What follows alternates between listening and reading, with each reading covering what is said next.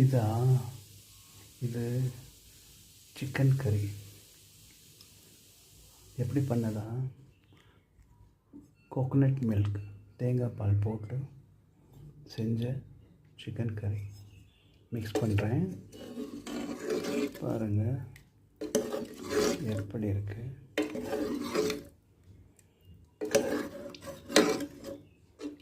பார்த்தீங்களா, எல்லாமே coconut milk. இந்த மாதிரி கோகோனட் மில்கை எந்த ரூபத்துலையாச்சும் உடம்புல சேர்த்துக்கிட்டா நல்லதுன்னு சொன்னாங்க. அதான்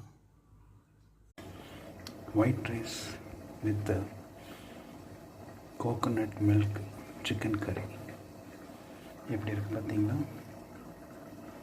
இப்போ நம்ம எப்படி கொதிச்சுட்டு இருக்குது. நல்லாயிருக்கா? வரீங்களா சாப்பிடலாம்? வாங்க.